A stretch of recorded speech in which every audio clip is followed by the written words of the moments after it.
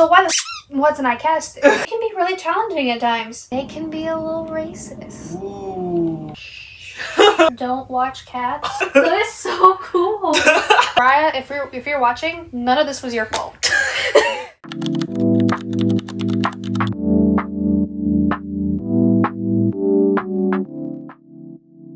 Hi guys, welcome to my YouTube channel. If you don't know me, my name is Kyrie Bunch and I'm a professional theater student at North Carolina A&T. Aggie Pride. I am an aspiring actress and makeup artist, and today I'm starting a new series that I would like to call Blended Banter, where I do a special guest makeup and try to get to know them better than I already do. Today, we have a very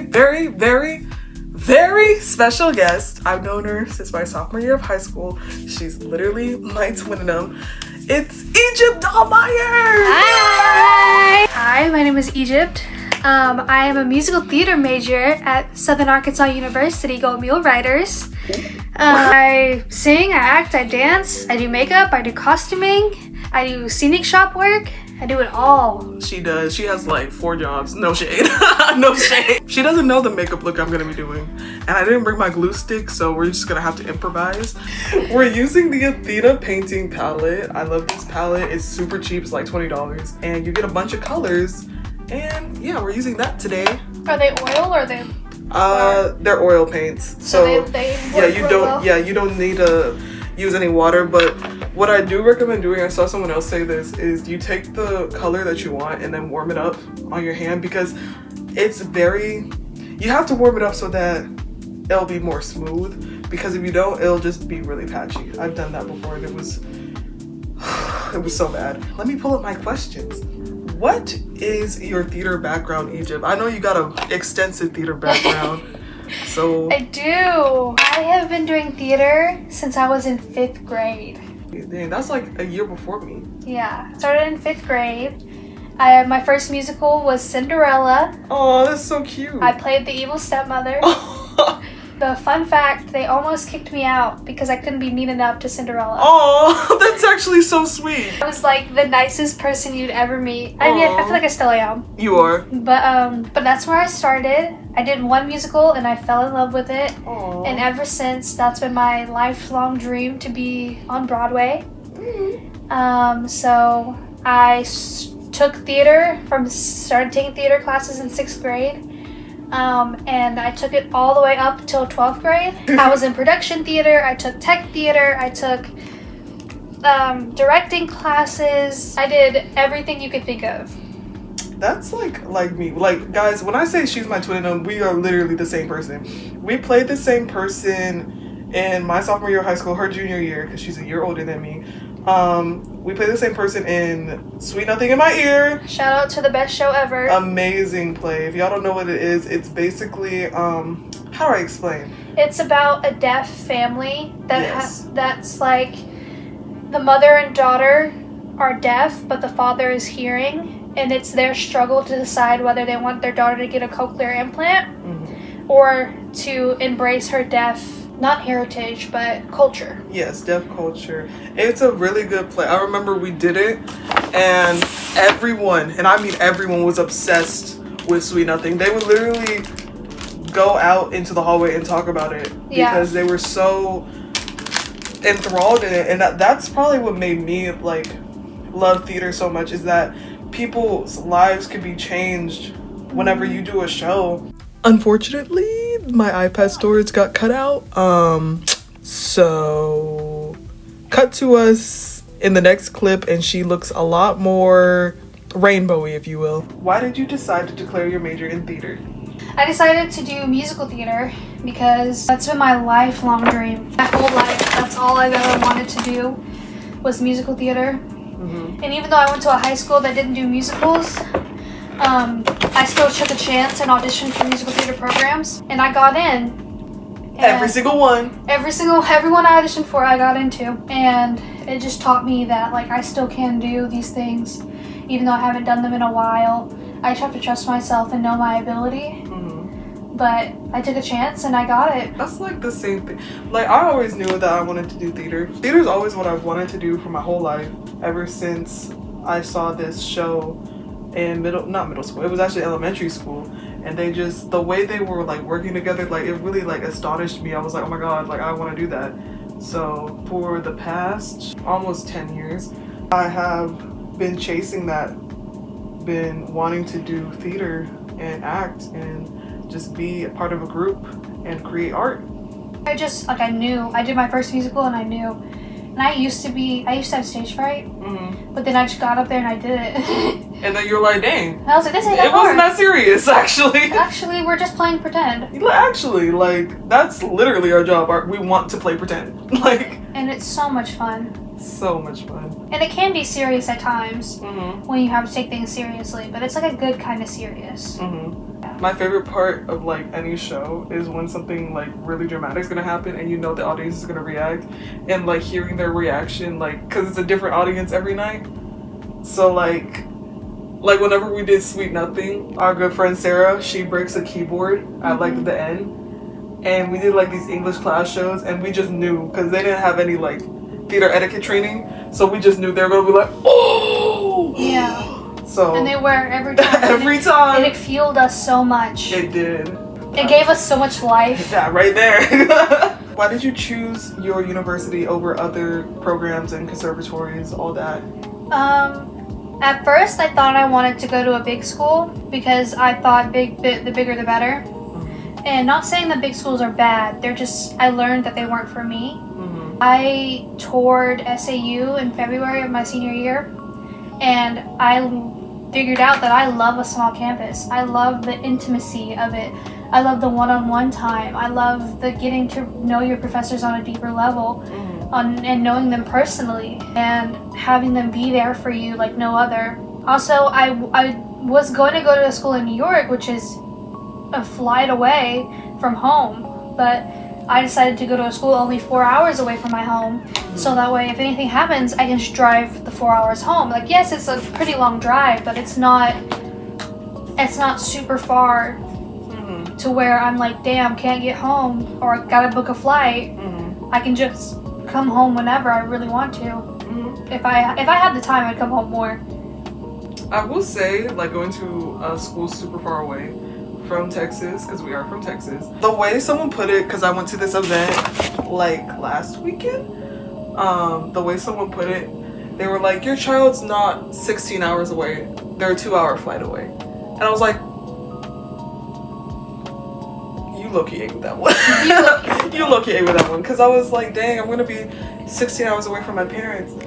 But then I was like, wait, they could just like book a flight and be here within a day, actually. So, but I do love being away. I've always, because I've grown up in Texas my whole life, I always wanted to get out and explore. We're both going to out-of-state schools, and I would say that I love that I chose an out-of-state school, because I could have been far enough away and an in-state school, because Texas is huge. But it's still Texas. It's still Texas, and I wanted to experience a different like vibe, a different place, a different culture. And I know it's not like a big cultural difference because it's another place in the US, but it's still you'd be very surprised how different Arkansas and Texas are. Okay, now we're about to get a little juicy. Okay. What's something people in your program would never publicly admit? In my program, they would never publicly admit that they sometimes, because I go to a PWI, sadly. PWI means predominantly white institution, and sometimes I regret it, because it is hard to be a black person anywhere with people who aren't black. Especially because you're mixed, so it's like... I'm mixed, so I don't fit in. I'm too black for the white kids and too white for the black kids, which proven not to be the case because I made really, really, really, really, really amazing friends where I'm at. And from here, I think my program would not admit that sometimes they can be a little racist. Ooh. And I feel like that's like with a lot of PWIs. Yeah, I don't think they don't do it on purpose. I think it's just they're so used to white people that they don't give the black people a chance as much. they're getting better at it now. Yeah. And because the years before me, it was bad? It was way worse. It was bad? Yes. Oh, jeez. If it was bad now, I would not still be going there.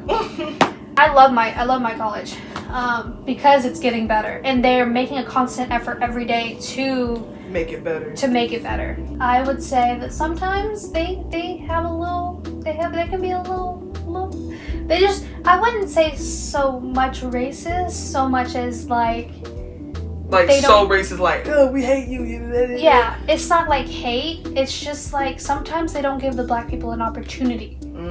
But since we just did Little Shop of Horrors, which is like the three majority main, black. Yeah, the three main cast members, the urchins are black. They have to be black. And then our Audrey was black. Our understudy for Seymour was black. I love Luke down. Luke should have been Seymour.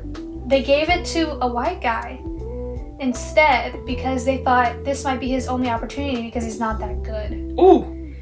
So it was a pity. Oh. It was a pity cast. Yikes. And the director admitted it. Yikes. So it could have been, we were so close to having an all black cast.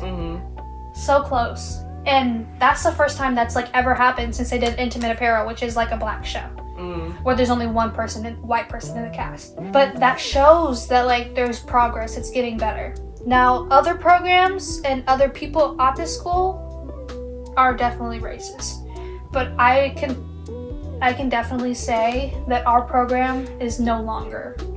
That's good. Because that's why I wanted to go to HBCU, because I wanted a fair shot at each show that I participated in, because I knew that was a possibility that they would just typecast the black people or not cast them at all. Exactly. So. And I'm glad that's no longer the case. Yeah. Now I feel like when I audition, like I can really get any role. And they're looking at you for your talent, not for your skin. Yes. And that wouldn't have been the case years ago before I got there.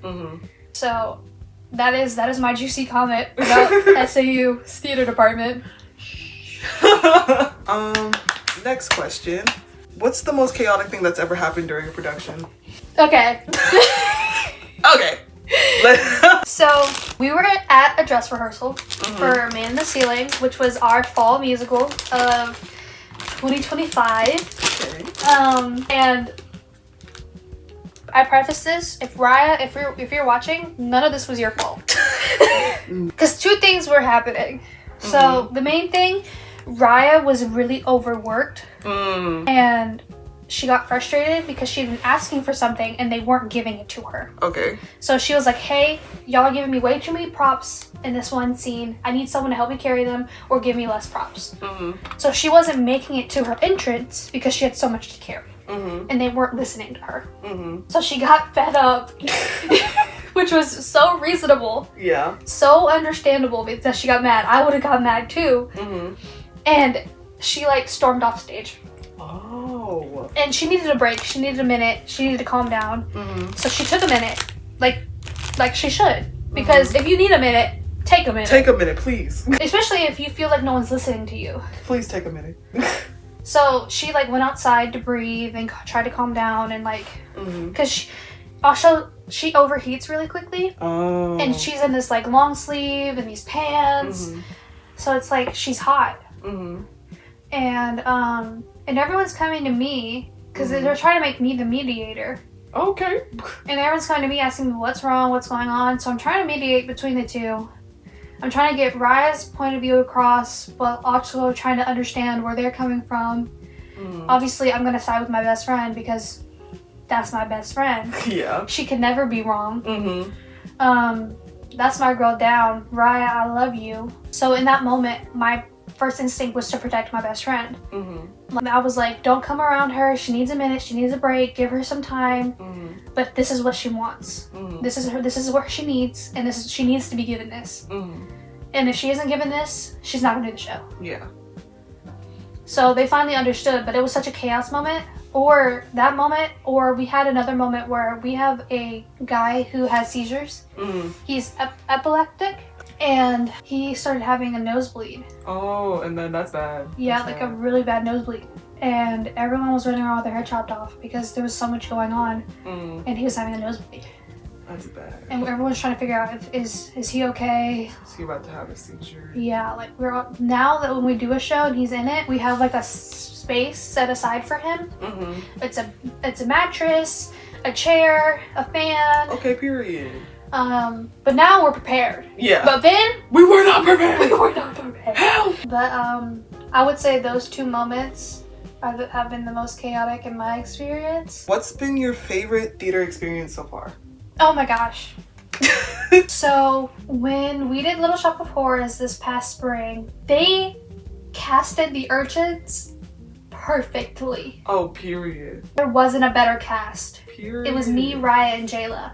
And we're best friends. You go spending every day with these people to like actually working with them on stage every day. And you learn so much more about them, and you learn so much more about their acting style and their the choices they make. And it's so beautiful to watch them flourish and make choices, and to watch them have epiphanies about their character and about all those things. And then Mello, the one we were just on the phone with, he played Audrey too.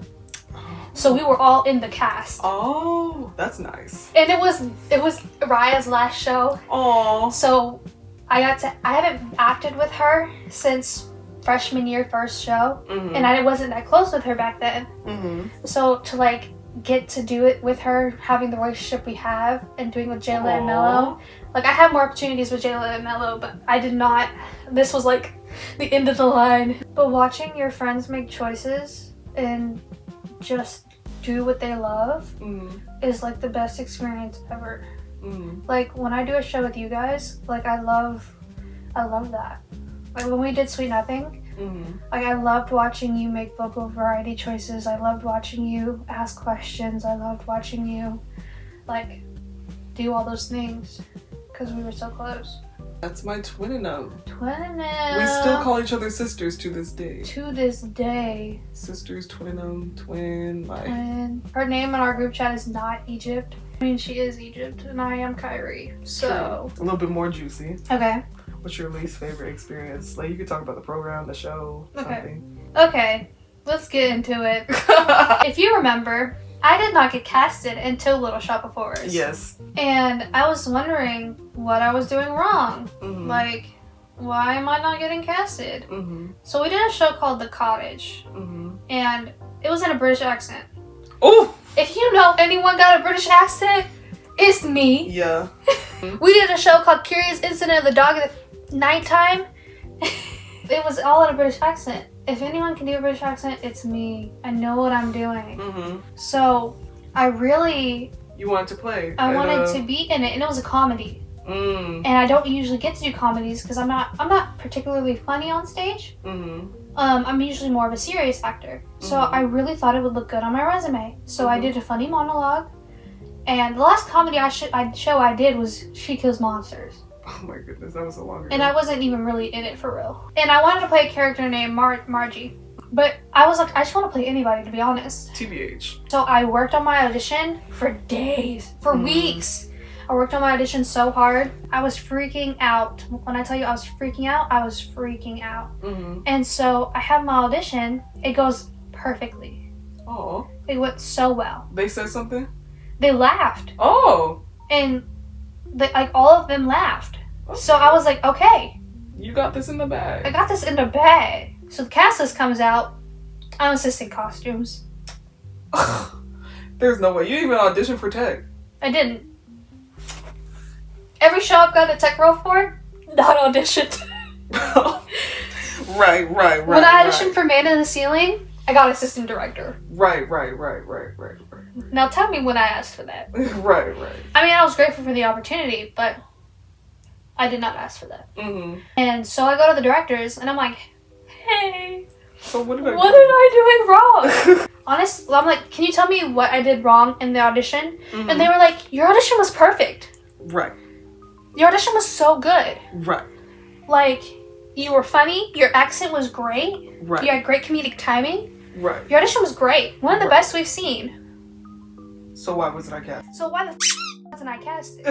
Why dangle the carrot in front of my face if you know I'm not gonna get it? Yeah. And then I asked the director. I said, hey, Joey, what did I do wrong? What can I do better to get casted in the future?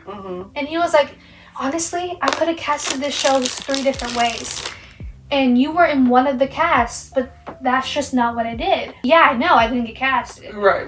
But, yeah, that was my least favorite moment because no matter what I did, I kept begging and begging for answers and they weren't giving me you answers. It would have been so much better if they were like, oh, you could have worked on this, you could have worked on that, you could have worked on that. And then I would have been like, okay, I'll work on those things and I'll come back. The fact that you told me my audition was perfect, it was so good. That I couldn't do anything better? Yeah. Ooh, have you ever wanted to quit theater? 1,000 times, yes. I know we just praise theater for being so, like, amazing. But it can be really challenging. It can be really challenging at times. And one time in specific, I wanted to quit because I love Miss Buck and I love Miss Knowles, my high school theater teachers, but they did not like me my senior year. And I don't know why.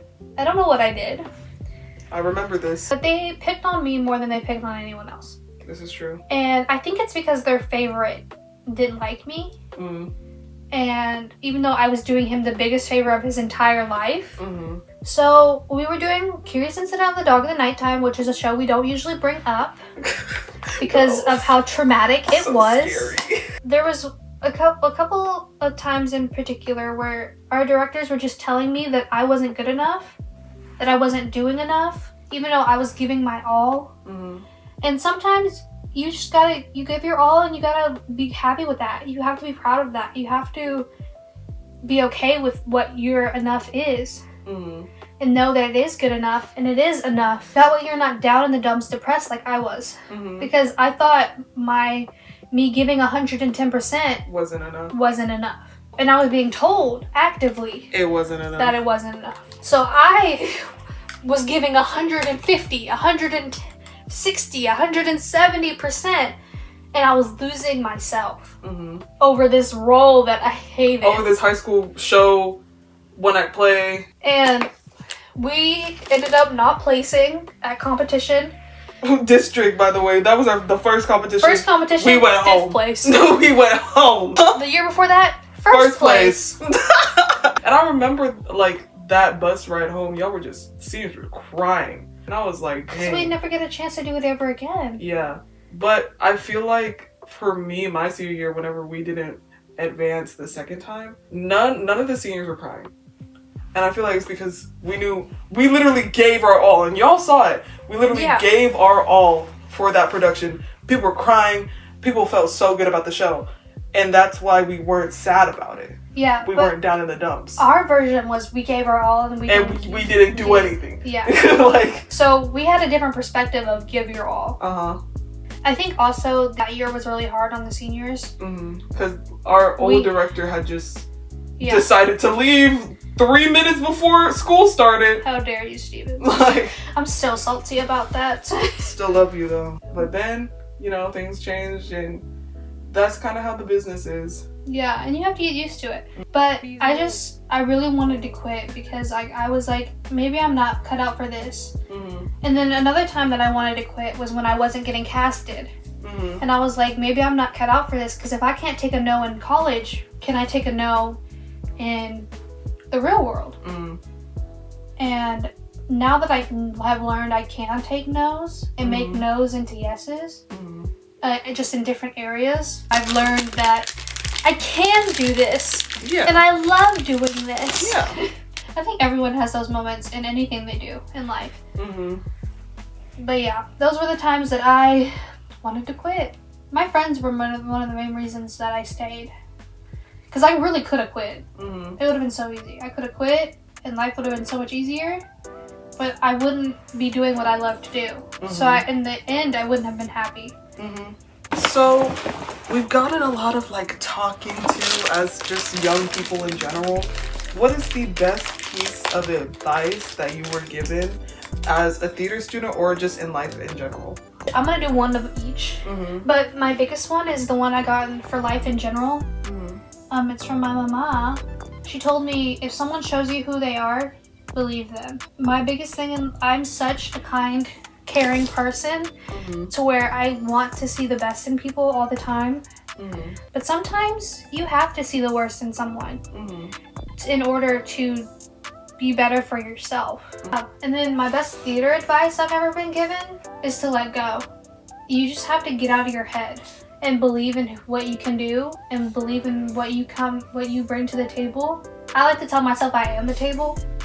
I am the boom boom table. So let go and believe in who you are. Has theater saved your life? Yes. Yes, next question. In middle school and high school, I got bullied a lot. And theater was my safe space. Theater was where I was popular. Like you know when you look up to your seniors, I was always seen as like one of those people looked up to. And it felt good to see that people actually cared about me, because outside of theater, no one really did. And I have a really rough relationship with my bio mom. She thinks that I can't do this professionally. And it saved my life proving her wrong. Yeah. And showing myself that I can do this professionally. And that I want to do this professionally. And I can do anything I want. And not letting her words get in the way of what I want to do and what I feel like is right for me.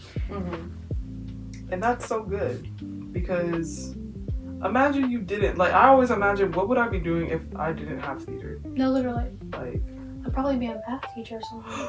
No. No, not the math. What's one musical everyone loves but you secretly can't stand? Okay. Low key. Don't Kill Me. Hamilton. Why did I know she was gonna say that? But I understand. Okay, listen. As it's theater so kids, overdone. As theater kids, okay, listen. When we hear everybody singing Alexander Hamilton at every corner of the earth, it gets irritating. It gets real irritating. It gets irritating after a while. You're just like, shut up. And then, okay, there's people who have a lot of love for Cats. I do not like Cats. I never watched it. Don't watch Cats. Okay, Seussical the musical. You don't like that one? No. A lot of people like that one. It's just so kiddie. That's probably why, because like they did it as like kids. Yeah. And that's like what got them into theater. Yeah, and I understand. But for me, I just can't take it. I can't take this anymore.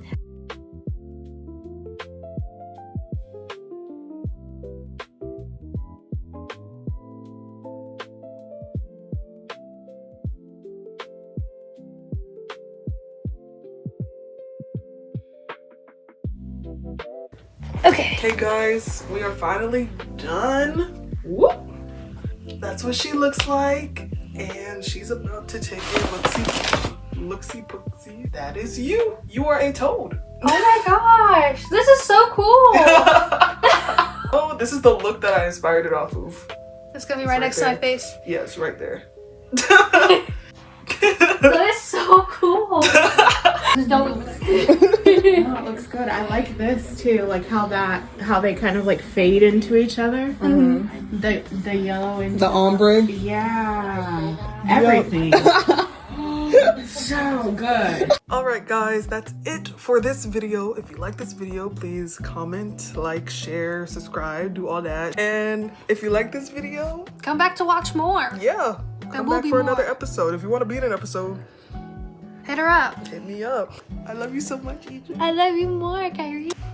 Bye guys. See you next time.